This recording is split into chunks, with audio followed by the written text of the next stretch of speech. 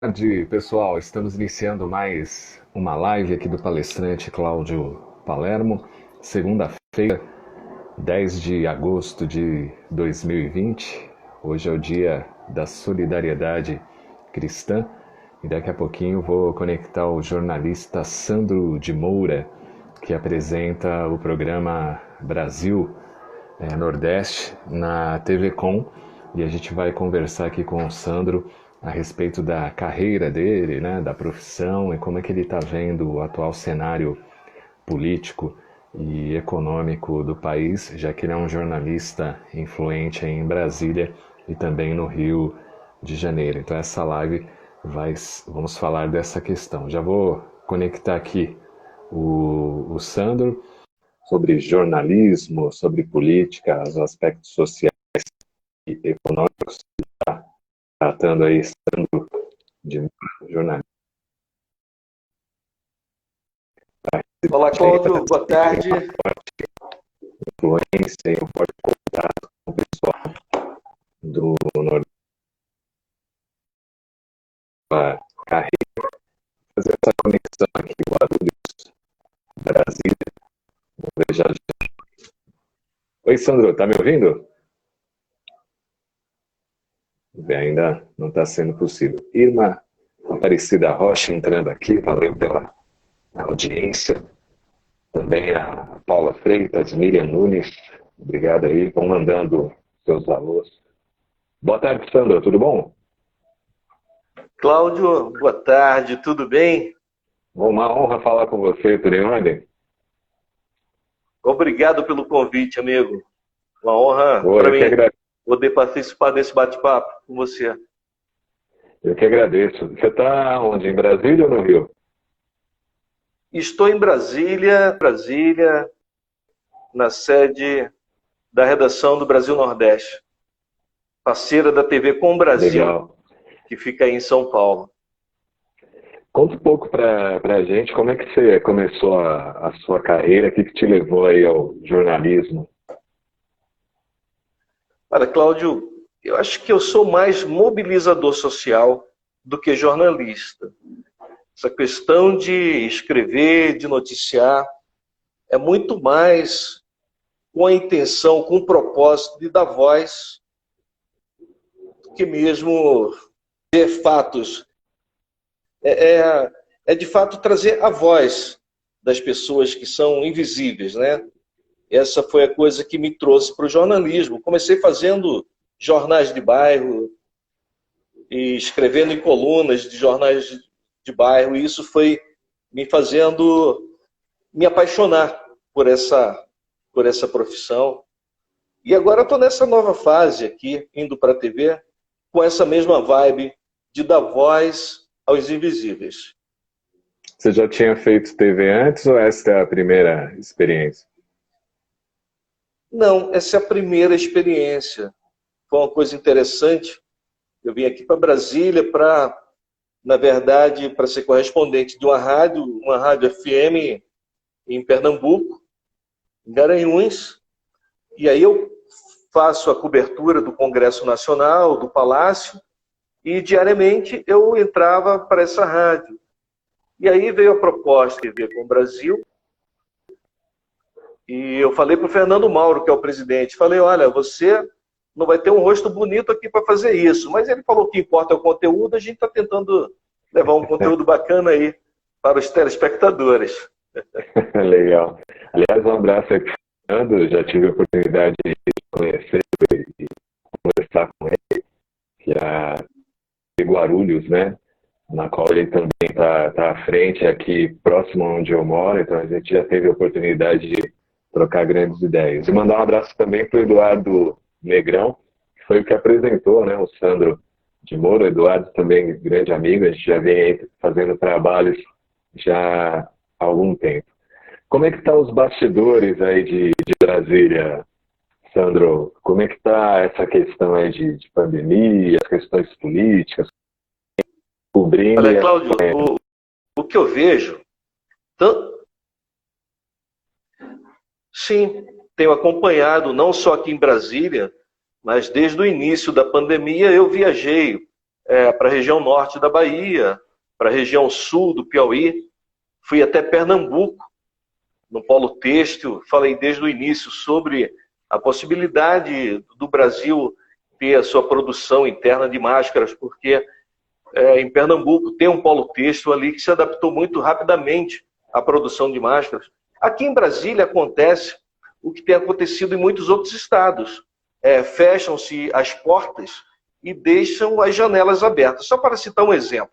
Você vai aqui no Shopping Center, você vai aqui no Conjunto Nacional, para citar um exemplo, você vai no Shopping Center.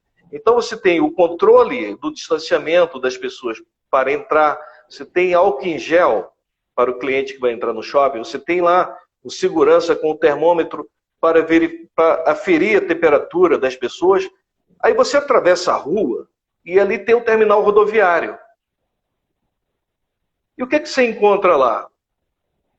Tudo, menos o que é exigido do poder público para a iniciativa privada. Então, não tem distanciamento na fila do ônibus, dentro do ônibus não separam os bancos, enfim.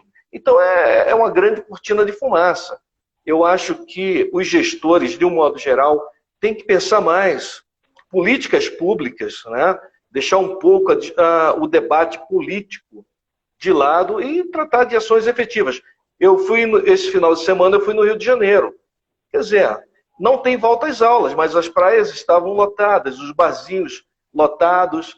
Então, eu acho que está faltando direcionamento por parte das autoridades, né, constituídas. Sim, aqui em São Paulo a gente vê também, metrô, em alguns horários é impossível não ficar um perto do outro, né? Então, são coisas realmente que não dá para entender. Aí como é que você explica se o transporte público não tem um planejamento, né? E você acha que ao voltar da rua, trancou todo mundo em casa, está resolvido o problema. O Dr. Marcos da Amazônia, eu o entrevistei uns 2 meses atrás, e ele chama esse tipo de coisa de infectar no curral. Porque você tranca todo mundo dentro de casa. Uma pessoa que sai para trabalhar, um que sai para comprar o pão, ou para fazer algo, qualquer coisa que seja, que você queira considerar essencial, ele volta e contamina todo mundo. Então, sim, há de haver uma orientação para quando essas pessoas estiverem nos espaços, e eu acho que isso efetivamente está faltando. Verdade. Tá dando um delayzinho aí na nossa transmissão, mas a gente vai de boa aqui, Sandro. Eu espero você terminar de falar e vou fazendo as perguntas aqui para quem está acompanhando pelo Insta. Depois essa entrevista vai ficar gravada aqui no IGTV e também vai ao ar pela Rádio Palermo. Só digitar aí para você ouvir, que não conhece ainda, radiopalermo.com.br. Conta um pouco do programa Brasil Nordeste, os dias, horários que vai para o ar e quem é que está junto com você no programa. Vamos lá. Começar agradecendo, como você lembrou, Eduardo Negrão, nosso colega jornalista e produtor que está aí em Marília, em São Paulo. Agradecer o Marcelo Jorge, nosso diretor de programação, que fica em Pernambuco. Natânia Mello, que mídias sociais, e todos os nossos parceiros aqui. O programa vai ao ar de segunda a sexta, do meio-dia ao 12h30, TV com Brasil.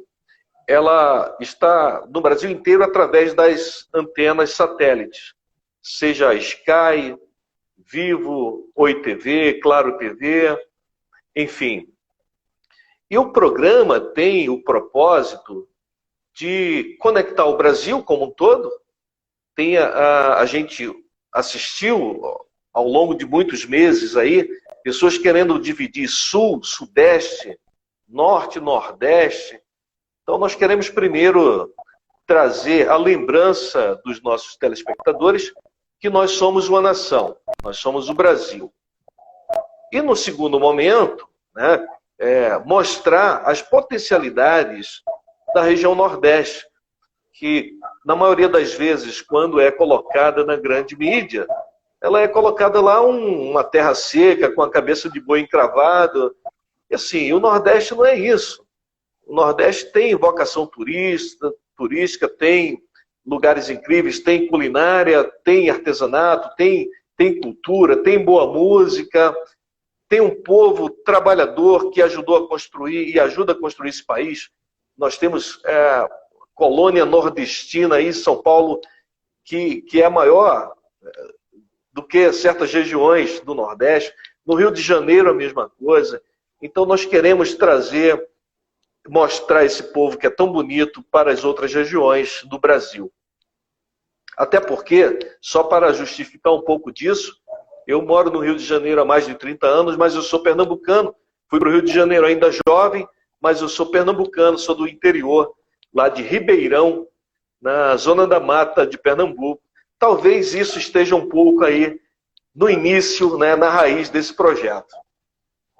Com certeza. Todos nós temos se não um pé, né, mas parte de árvore genealógica lá no Nordeste.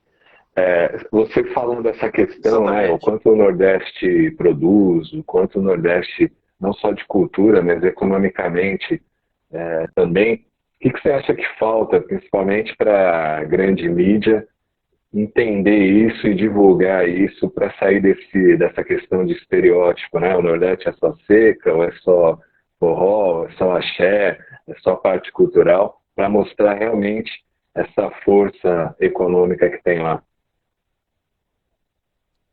Exatamente.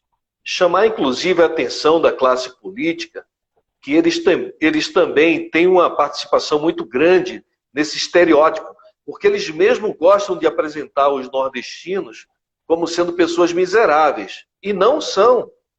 Não são. Nós temos nordestinos que, de modo geral, se destacam para tudo quanto é lugar que vai. Nós temos os cearenses aí que arrebentam na cozinha, aonde chega. Nós temos empresários bem-sucedidos. Agora, eu não sei se isso é uma estratégia de algum grupo político de ficar fazendo esse proselitismo e apresentar o Nordeste como de fato não é. E só para dizer aqui uma outra coisa, né, nessa diferença da apresentação dos representantes políticos em relação à sua região. Você pega, por exemplo, os políticos da região sul, a gente não vê eles fazendo esse tipo de coisa. Existe problema no sul? Existe. Às vezes existe lá as enchentes, existem as geadas e tal, mas nem por isso os políticos ficam mostrando os sulistas como sendo pessoas coitadinhas, miseráveis, dependendo ad eterno de ajuda do governo. O nordestino também não quer isso. Aliás, o que o nordestino quer mesmo, e está sendo mais uma vez agora roubado nessa questão da Covid-19, políticos mal intencionados têm aproveitado para roubar mais uma vez, é a oportunidade de trabalho e de gerar riqueza. Como já cantava o bom poeta nordestino cearense Fagner, o homem sem trabalho não tem honra, né? E sem a sua honra, se morre, se mata, não dá para ser feliz. Verdade, fala, sem trabalho não tem dignidade, né? Como você falou que esteve no Rio aí e está há 30 anos, né, no Rio de Janeiro, como é que você situação do Rio, que veio de governos desastrosos, né? O Cabral está preso, outros também. Como é que você está vendo a atual gestão e como é que o Rio sai dessa, Sandro? Se é que sairá um dia. Olha, eu tenho um amigo muito querido, aliás, ele me inspirou muito para essa área da comunicação, que é o Dr. Joel Vaz. Já está na casa aí dos 90, ele é um precursor da Rede Globo, de muita coisa, e ele diz o seguinte: sempre há uma saída, porque a natureza, ela se reinventa. Então, às vezes, eu que sou nordestino, gosto de fazer essas alusões para o povo entender, essas analogias.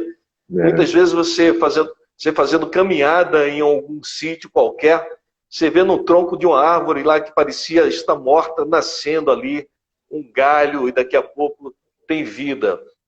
É óbvio que o Rio de Janeiro vai demorar muito leva um tempo para sair dessa, mas vai sair. O povo do Rio tentou agora dar uma guinada, deixando para trás políticos que estavam ali há muito tempo no poder, tentou uma coisa nova com o Witzel, que era a representação do novo, um cara que era juiz, um discurso moral e tal.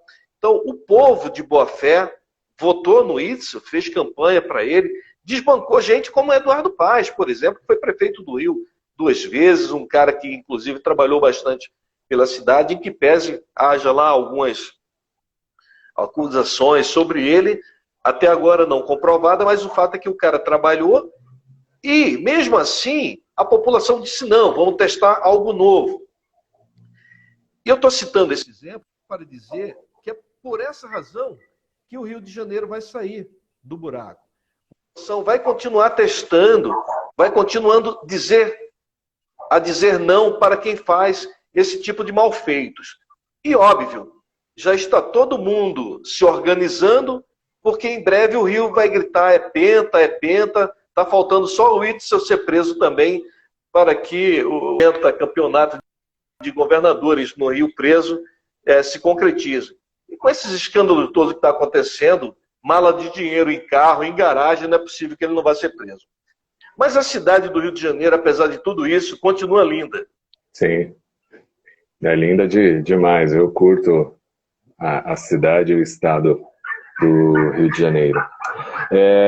Você, o Negrão e um grupo aí bem articulado estão à frente aí de uma ideia que é a Associação dos Conservadores Cristãos, né, do pessoal ligado à comunicação e a parte política, né, de conservadora do Brasil. Como é que está essa ideia? A coisa já saiu do papel? Como é que estão os diálogos com o pessoal dessa área? Já avançamos bastante.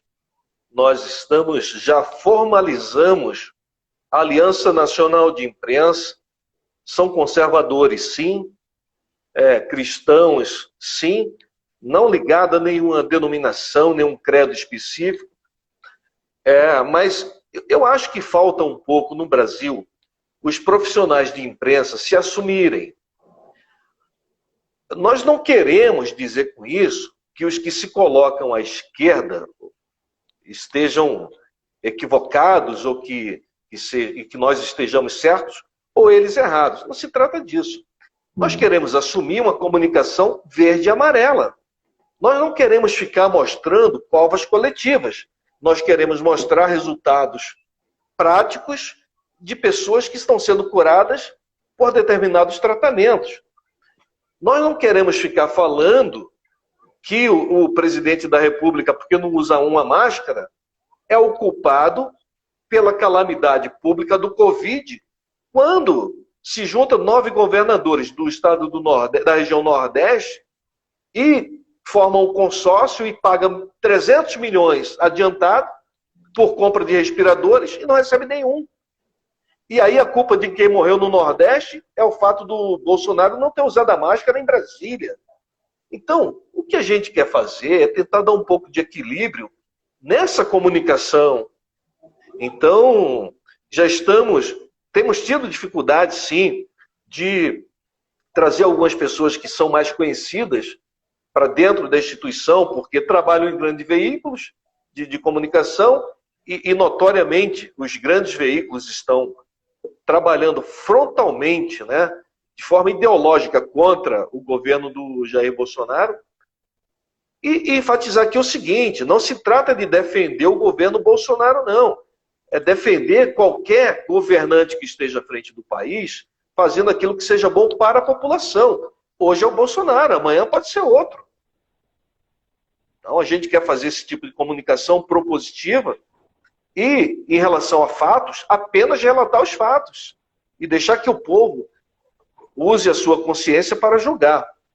Estamos avançando, tivemos até uma proposta, uma visita de um grupo do exterior que já estão se organizando para fazer algo parecido e a gente está nessa conversação para tentar ampliar o projeto.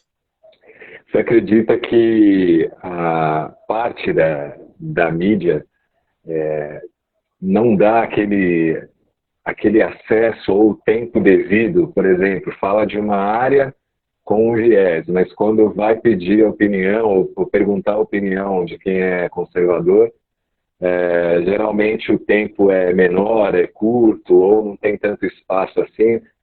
Não se dá muita credibilidade quando a opinião dos conservadores são levada em conta. O que eu vejo é uma falta de bom senso, e não apenas eu vejo, a população está vendo, e por isso esses veículos estão derretendo. Porque se eu começar a falar as coisas na TV e as pessoas perceberem na sua cidade, no seu bairro, que eu estou faltando com a verdade, elas vão deixar de me assistir. Então, hoje nós temos a mídia social para contrapor isso. Então, quando você pega, por exemplo, o pessoal da esquerda falando a respeito do presidente eleito Jair Bolsonaro, diz que o cara é ditador, diz que o cara é uma série de coisas. Quando você tem parlamentar do Partido Comunista Brasileiro no parlamento, então como que você pode ter uma ditadura no país onde existe um Partido Comunista, onde os ex-candidatos a presidente derrotados todos os dias xingam o presidente da República, aliás, usando até a grande mídia, né? Os grandes veículos de comunicação levam, sei lá, só para citar um exemplo aqui, o coronel, para ir lá dizer que o Bolsonaro é... Aí você pega o estado do Ceará, tem o maior número de mortos por Covid de todo o país. Quer dizer, o Ceará, o nível de letalidade no estado do Ceará é 2 vezes maior do que o segundo colocado no ranking de mortes. Então, e os caras que governam esse estado, e no entanto eles ficam aí dando ainda microfone para esse tipo de gente. Mas quando é para falar do Bolsonaro, é para perguntar por que ele não usa máscara, para perguntar pelo filho dele, senador, né, acusado do negócio lá de rachadinha, quando a gente sabe que isso é institucionalizado nas assembleias, nas câmaras, na Câmara Federal. Então, falta um pouco de honestidade dos grandes veículos de comunicação para tratar desse assunto. Na minha modesta opinião, muito dinheiro está sendo liberado para os estados, muito dinheiro sendo liberado para os municípios, e você não vê a grande mídia falando o que está sendo feito com esse dinheiro lá. Você não vê.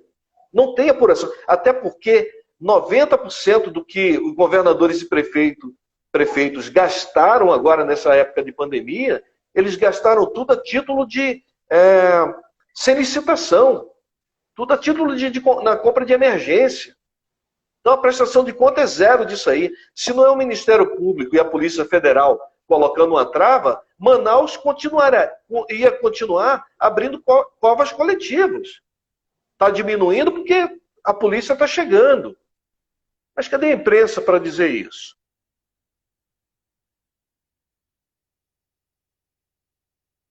Está na audiência, Sandro. Somos Guarulhos aqui com a gente também, valeu. Lu Proença também, Brasil Nordeste Oficial está aqui curtindo também. Fábio Galinara, um grande palestrante aqui de São Paulo, também está na sintonia. Gimaço, Momento Zen, também nos acompanha. Decinha Alves, do 112 também. Sultão Carnes também está aqui com a gente. O Nenzão, que está em Lisboa, Portugal, grande torcedor aí do Atlético Mineiro. Valeu, Nenzão. Marcos Ponte também está aqui com a gente. Valeu, Marcos. Mancha Antônio também está aqui. André Ribeiro Souto entrando também na nossa live. Hoje conversando aqui com o jornalista.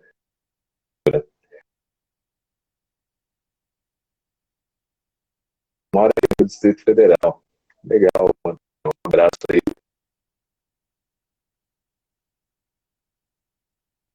Também vai lá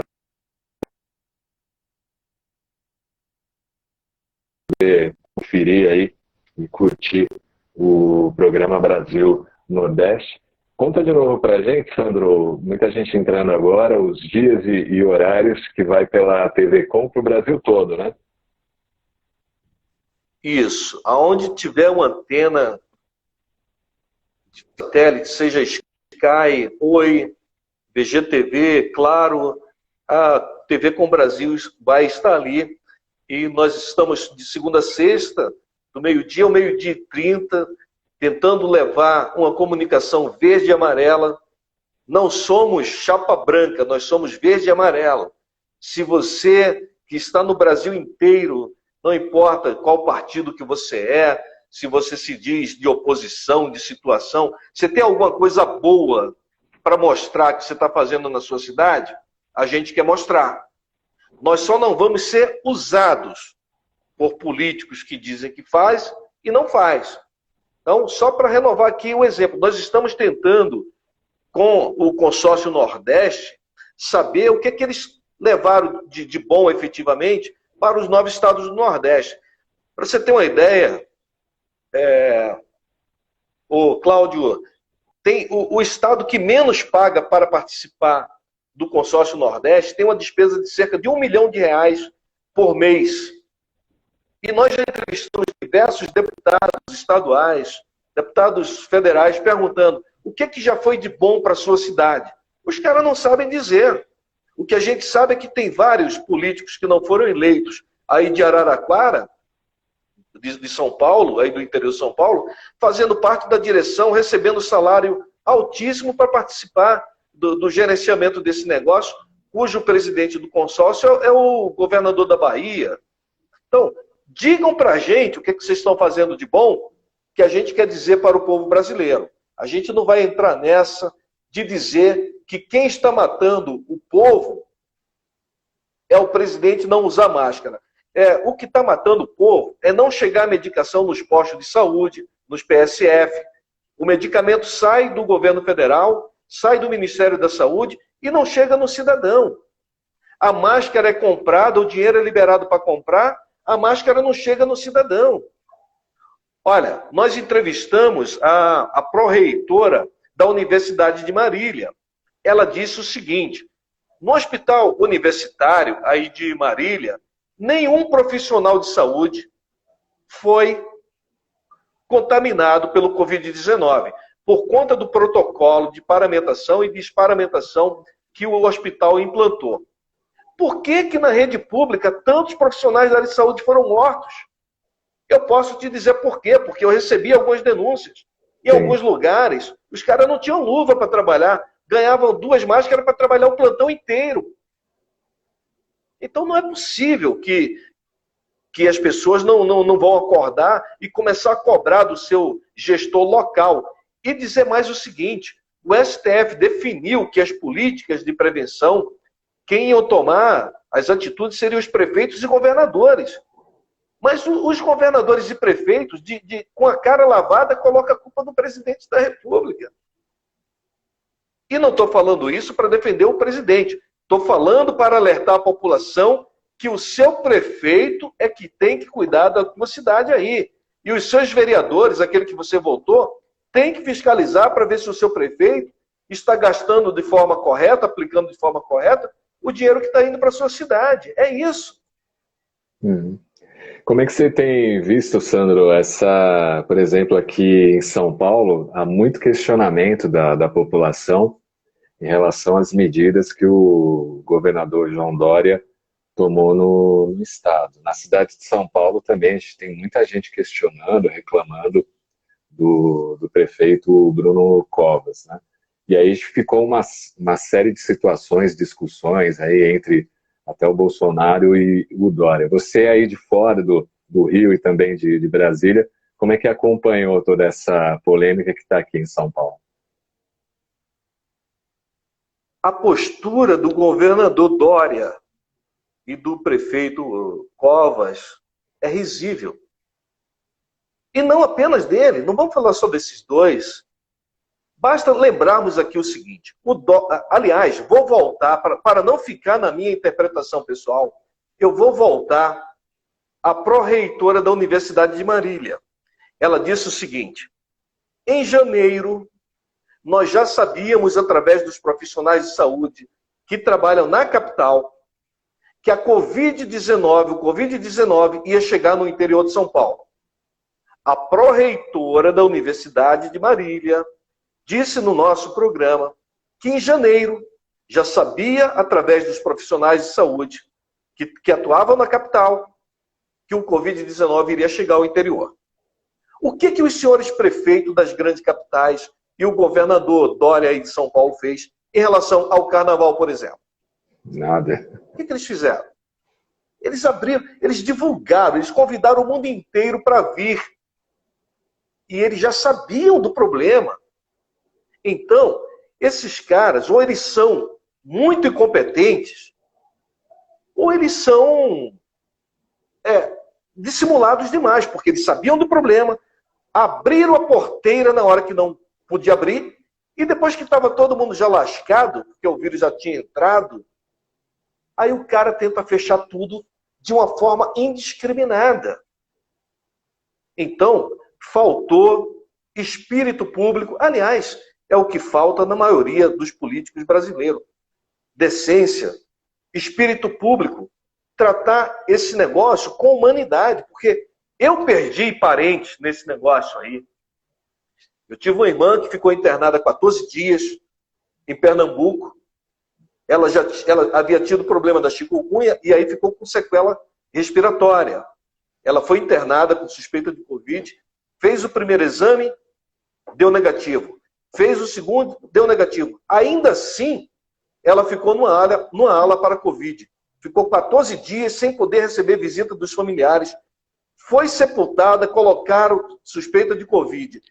Aí em São Paulo, já para voltar para o estado que você me fez a pergunta, eu recebi a denúncia de um rapaz que tinha consulta marcada de cardiologia. O rapaz saiu do estado do Piauí, foi para Grande São Paulo, a consulta foi desmarcada. 3 dias depois o rapaz infartou em casa, correram com o rapaz para o hospital. O rapaz já chegou no hospital morto. Colocaram o rapaz numa sacola, num saco preto, junto com as pessoas contaminadas pelo Covid-19. O que aconteceu? O rapaz não pôde ter nenhum funeral digno. Ele primeiro morreu por falta de atendimento da consulta, que desmarcaram milhares no Brasil inteiro. Eu denunciei isso, inclusive, ao presidente da República, no início de março. Milhares de pessoas estão morrendo. Ou você acha que o vírus Covid, ele cura a pessoa dos outros vírus, das outras doenças? Continua morrendo gente de infarto, do diabetes, a glicose que subiu, e de um monte de coisas. Pessoas que estão fazendo tratamento de câncer. Eu, há pouco tempo mesmo, fui ver para uma pessoa aí em Campinas, falou, olha, o atendimento está suspenso. Agora, alguém com câncer pode esperar? Eu pergunto a você. Não, vamos esperar o Covid passar. Então, isso aconteceu aos milhares. Eu quero até dizer aqui que alguns deputados mais antenados, mais independentes, eles têm falado publicamente que esses governadores irão pagar por essas mortes, porque eles são responsáveis por milhares de pessoas que estão morrendo por falta de atendimento médico e por toda essa roubalheira que eles estão fazendo, utilizando essa doença que é terrível, de fato, a gente sabe que é, mas eles estão utilizando disso como arma política e quem está morrendo é a população. Sim. Outra coisa que não dá para entender, Sandro, eu até queria saber da sua opinião, que muitos municípios criaram aí seus hospitais de campanha em virtude aí da pandemia. Inclusive aqui em São Paulo, do AMB está sendo desativado, né? Em outras cidades também. Então não dá para entender, né? Por que fizeram o hospital e de repente até antes de terminar a pandemia estão desativando. Aí fala porque o número de casos caiu, está num patamar bom, aceitável. Só que aí a gente não pode se esquecer dos contratos que foram feitos com empresas e muitos desses contratos estão sendo questionados aí pelo Ministério Público. Lógico. No Rio de Janeiro, se pagou 25 milhões por aluguel de tendas. Instalaram do lado de um hospital que poderia ser finalizado com 3, 4 milhões. E depois o equipamento ficaria para a população. No Rio Grande do Norte, em Natal, o prefeito celebrou um contrato, gastou 10 milhões na reforma de um edifício, de um hotel que estava penhorado pela Justiça do Trabalho para pagar dívida trabalhista de uma empresa que faliu. O prefeito gastou 10 milhões e fizeram festa ainda, celebraram a assinatura do contrato. E o pior é o seguinte, o contrato para manutenção, a adaptação do prédio, né, fazer as benfeitorias, e o contrato dizia o seguinte, esse contrato se encerra assim que for decretado o fim da calamidade pelo Covid. Que coisa. Não faz nenhum sentido. Agora, eles estão desativando os hospitais porque a Polícia Federal está começando a bater na porta deles. Na cidade de Toritama, para citar um bom exemplo, lá no início da Covid, eu visitei lá a cidade de Toritama, no interior de Pernambuco, e o que o prefeito fez? Ele falou, olha, eu peguei essa escola, já que a escola não está tendo aula, eu peguei os profissionais da área de saúde, eles me disseram o que precisa aqui, e nós fizemos toda a modificação aqui na escola, azulejamos a sala, colocando tudo, não.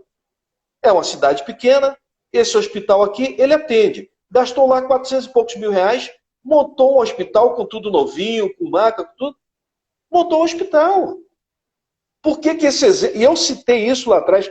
Por que esse exemplo ele não foi replicado? Uma outra coisa, Cláudio, que eu venho denunciando também, e as pessoas não estão atentas. Veja, prefeitos e governadores estão brigando para não ter volta às aulas, sindicato e etc. Né? Ninguém está discutindo se durante esse tempo de pandemia estão fazendo as adaptações nas escolas para o pós-pandemia. Se só tinha ar-condicionado, agora vai ter que ter janela. Está sendo feito isso? Não está sendo feito. Vai precisar de mais bicas do lado de fora, torneiras. Fora dos banheiros, na entrada das escolas. Estão colocando? Não. É só uma turma diz abre tudo, a outra turma diz fecha tudo. Então não tem discussão que favoreça a população. E é isso que eu fico assustado. E eu acho que nós, como imprensa, devemos chamar atenção para isso também. Sim. Inclusive, aqui em São Paulo, na rede estadual, por exemplo, escolas aqui na minha cidade, Guarulhos, que é na Grande São Paulo, você não tem papel higiênico, você não tem sabonete, será que vai ter álcool gel para a criançada? Né? Então é uma coisa que não está sendo falado. Os pais estão argumentando sim, mas os pais não estão tendo tanta força para questionar, né, os governos, tanto os municipais quanto os estaduais, nessa questão. Porque os sindicatos não estão do lado dos pais, estão do lado de partidos políticos, e a grande mídia, idem. Porque além dessa discussão do álcool na escola, do distanciamento dentro da sala de aula, das condições adequadas para os alunos, vai se tratar também aqui do transporte escolar.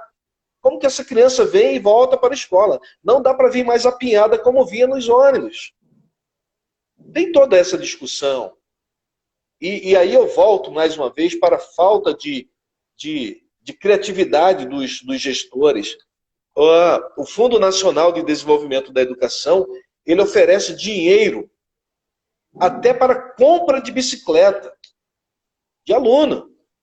Então, prefeitos de cidades que têm o aluno morando a uma distância que dá para ir de bicicleta, não precisa ter ônibus, levar de ônibus.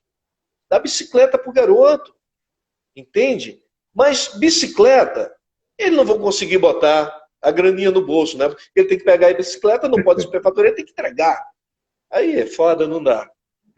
Não sabia dessa questão da bicicleta. Bom você ter falado aí, nos informado, não sabia mesmo. Tem bicicleta e nas comunidades ribeirinhas, o Fundo Nacional de Educação libera até embarcações. Agora tem que ter iniciativa do executivo, tem que apresentar projeto. Sim. Agora, Sandro, como que é a questão aí do programa? Quando você vai, por exemplo, buscar patrocínio ou falar com pessoas para serem entrevistadas, que eles veem que você tem essa vertente aí muito questionadora sobre inúmeras questões e que não abaixa a cabeça para o que está sendo falado aí pela grande mídia. Eles te questionam, você teve já convites recusados, como é que está sendo esse contato com a turma aí em Brasília? Então, primeiro a gente queria ter o produto para apresentar para as pessoas, até mesmo para os empresários e tal. Tem uma certa dificuldade, primeiro porque na região sudeste, algumas áreas que a gente falou, aí o cara fala assim, poxa, mas eu estou na região sudeste, vocês é Brasil Nordeste, eu falo, mas você tem milhares de nordestinos consumindo no teu estabelecimento aí em São Paulo, no Rio de Janeiro. Sim. Então, acho que você precisa atentar para isso, né? Segundo, a gente tem esse lado ainda de que algumas empresas estão olhando para ver até que ponto a gente vai ser independente ou chapa branca. E eu já quero adiantar aqui que a gente vai continuar sendo independente. Se o presidente faz uma coisa que não está legal, ou algum ministro, seja lá o que for, a gente vai dizer que não está legal. O que a gente não vai fazer é ficar a semana inteira falando do que não está legal, enquanto tem um monte de coisas a serem exploradas. E é isso que a gente quer potencializar. Mas foi bom você tocar nesse assunto, para que nós possamos aqui fazer um pouco dessa nossa propaganda. Se você deseja um país que seja para todos, se você deseja um país onde as pessoas possam gerar riqueza para si, para sua família, que o pensamento não seja, eu vou trabalhar a vida inteira para no final eu ter uma pensão de R$800. Não dá nem para comprar remédio, né? A gente sabe disso. Se você está nessa vibe, então você se torne um patrocinador do nosso projeto, porque é o que a gente quer. Olha, aliás, você falou de Portugal, de um colega que está assistindo Portugal. Isso. Eu passei 2 meses lá o ano passado, fui levar meu filho para estudar lá. E, cara, que coisa impressionante. Você vai num posto de gasolina, você sabe quantas pessoas tem trabalhando no posto de gasolina? Vou aproveitar que o colega ainda pode estar por aí assistindo a gente. Se eu falar alguma bobagem, ele pode me desmentir. O bom da rede social é isso. É isso, né? Você sabe, normalmente, sabe quantas pessoas você encontra trabalhando no posto de gasolina? Não. 1 ou 2. No posto de gasolina. Aí você chega, separa o teu carro na bomba, você mesmo abastece o teu carro. Se alguém estiver abastecendo, você vai esperar o cara abastecer. Aí depois você vai lá naquela loja, que seria a nossa loja de conveniência aqui, e aí tem uma pessoa lá no caixa. Se alguém estiver comprando biscoito, uma água, seja lá o que for, você vai esperar a pessoa pagar. E depois você paga e você vai embora. Aqui, o dono do posto, ele tem que ter trocentas pessoas. E às vezes você chega, tem 3 caras olhando você estacionar o carro, e ele deixa você estacionar, ele deixa você desligar o carro, aí depois que você desliga o carro, ele fala assim, dá para você puxar mais um pouquinho? Eu estou citando esse exemplo só para dizer o seguinte, a relação com o capital, e olha que lá eles são socialistas, eles não são socialistas, o governo lá é socialista, mas eles valorizam o empreendedor, o empresário, entendeu? Aqui não, aqui se criou um discurso de que o patrão é o diabo. Então, o cara ele não desperta o interesse em ser o empregador. Ele não quer, porque a vida inteira ele vê o cara falando que o patrão é o cara ruim, é o cara mau. E aí ele quer ficar em algum emprego por algum tempo para depois ele se aposentar. Então a gente quer mudar essa mentalidade e Sim. Portugal não tem 5% do que nós temos. Né? Os caras plantam lá assim de morro acima, planta a uva naquele lugar ali que você fala, como é que o cara planta aqui? Aí o cara me falou assim, Sandro, a gente tem que plantar, porque lá vocês têm muita terra sobrando, aqui a gente não tem. Então aqui nós temos terras agricultáveis, temos tudo, mas falta desenvolver essa mentalidade de que as pessoas precisam gerar riqueza. E mais uma vez eu volto à região Nordeste, que quando você pega o agro do Sul e o agro do Nordeste, o Nordeste pode se desenvolver ainda muito mais. Sandro, como é que você viu o chamado do presidente Bolsonaro fazendo um convite aí ao Michel Temer para presidir aí a comitiva que vai levar mantimentos, ajuda ao Líbano? Eu vi comentários, não, legal, tá reconhecendo aí a postura de um ex-presidente, isso é legal do ponto de vista institucional. Outros já questionam, o Bolsonaro com um cara que é cheio aí de maracutaia, corrupção. Como é que você viu isso? Eu acho que o presidente, apesar da dificuldade que ele vai ter até o final do seu governo, de escolher pessoas ficha limpa, né? Porque você escalar político ficha limpa no Brasil é uma tarefa um pouco árdua, né? Uma tarefa um pouco árdua.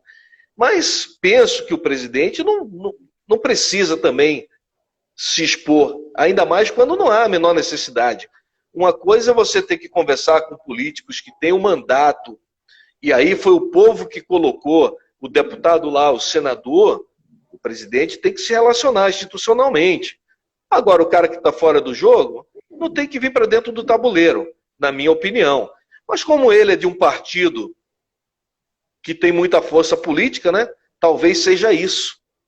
Quando você tem um STF como sendo uma extensão do parlamento, aí o cara começa a entrar nessa sinuca de bico aí, que na minha opinião, eu acho que ele não deveria entrar.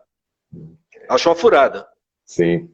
Do tempo que você faz cobertura em Brasília, Rio, a cobertura política, o que mudou, o que está diferente desde que o Bolsonaro assumiu? Primeiro, a falta de tato do presidente em lidar com a imprensa. Eu já disse isso a pessoas próximas do presidente, já disse até ao general Heleno. Porque o Bolsonaro, segundo até alguns colegas aqui, jornalistas, que estão muito mais tempo do que eu aqui, é de longe o cara que mais, é o presidente que mais parou para conversar com a imprensa. Todavia, ele não sabe se comunicar, né? Ele aceita a troca de recado. Então, enquanto o editor-chefe manda um garoto, um jovem, vir para cá fazer uma pergunta esdrúxula para o presidente cai na pegadinha e manda o recado de volta. Sabe? Então, eu já disse isso para pessoas próximas a ele, tempos atrás. Então, acho que mudou isso, essa falta de tato político para falar. E outra coisa é que o governo não sabe aproveitar as pessoas que querem comunicar o governo. Então, eles falam mal da grande mídia, mas o ministro, quando uma dessas empresas grandes aí chama ele para entrevistar, eles vão correndo. Aí você tem uma TV com o Brasil, você tem um cara de um portal, de um blog, de não sei o quê, mas que comunica ali com honestidade, eles não têm tempo, postergam, enfim. Então, eu acho que nesse sentido eles são burros. Nesse sentido, eles são incompetentes. Porque a turma de esquerda sabe fazer isso. Tem um cara lá que é um blogueiro, não sei o que, está com eles, ou pelo menos não é inimigo, eles estão lá prestigiando. E nem isso o governo sabe fazer. O Vanguarden parece que serve mais para ser policial, que ele enquadrou o cara outro dia, do que para ser tratado da comunicação do governo, né? Porque não acerta. É verdade. Falando com o Nordeste, está aqui com a gente também. Valeu pela audiência. Comércio Guarulhos também, Pati Manu, Anans Andrade também nos acompanhando, professora Rita Veloso também, já tivemos a oportunidade de conversar com a Rita sobre um trabalho que ela faz de proteção aos animais na região do Rodoanel aqui em Guarulhos. Viu, Sandro? O Rodoanel, ele estava, você sabe, né, de toda a história do Rodoanel aqui em São Paulo, e a parte que passa aqui em Guarulhos, que ligaria a Dutra a Fernão Dias e rodovia Bandeirantes, e um trecho passaria embargada, né? E o que o pessoal faz? Uma região que o pessoal vai andar, vai correr, acabam utilizando para abandonar o seu, naquela tá cuidando desses animaizinhos lá que são abandonados pelo pessoal que passa ali pelo Rodoanel, né? Então a gente vê que até uma obra que é considerada ultra polêmica aqui em São Paulo está servindo até para desova lá dos animaizinhos por parte desse pessoal, e que eu não entendo que como tem coragem, né, de abandonar os seus animais. Valeu pela audiência, Rita.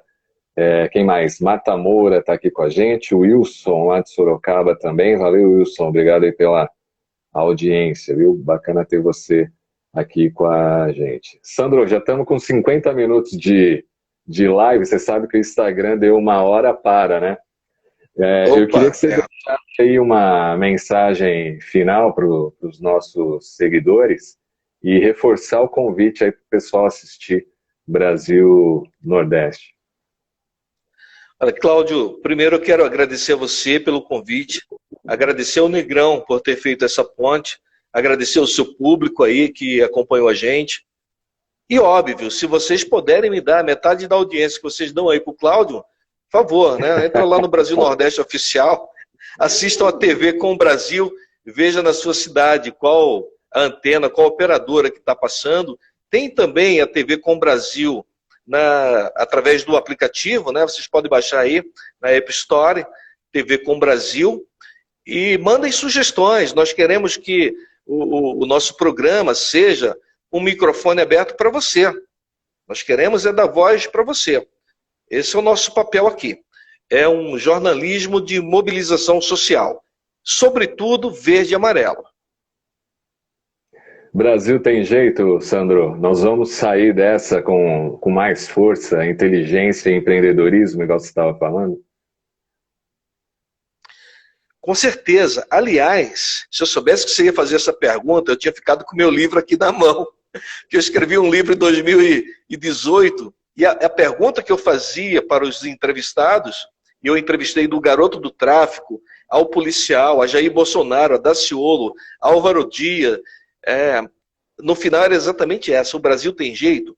E sempre, o Brasil tem jeito. Esse país é um dos países mais fortes do mundo. Nós somos a potência do mundo, porque a China tem tecnologia, tem terra pra caramba, mas aqui nasce coentro na laje. No meu terreno lá em Búzios, a gente joga a semente do maracujá assim no quintal, quando a gente volta 6 meses depois tem maracujá na cerca. Então esse país aqui é o celeiro do mundo. É só nós, cidadãos que pagamos a conta, não banalizarmos a corrupção. Eu vejo muita gente ainda fazendo de conta que quem deu um benefício ao outro, mesmo políticos que tiveram alguma realização que a gente não esconde que o cara fez, mas acha que não tem nada demais o cara ter roubado. Não, tem sim. Esse país só vai empinar para cima quando a turma parar de roubar. É isso. Não pode banalizar o roubo. Não pode. Tem jeito sim. Legal, Sandro. Gratidão aí por ter aceitado o convite. Gratidão a Eduardo também. Bom trabalho aí em Brasília, e estarei agora sempre na audiência aí do Brasil Nordeste.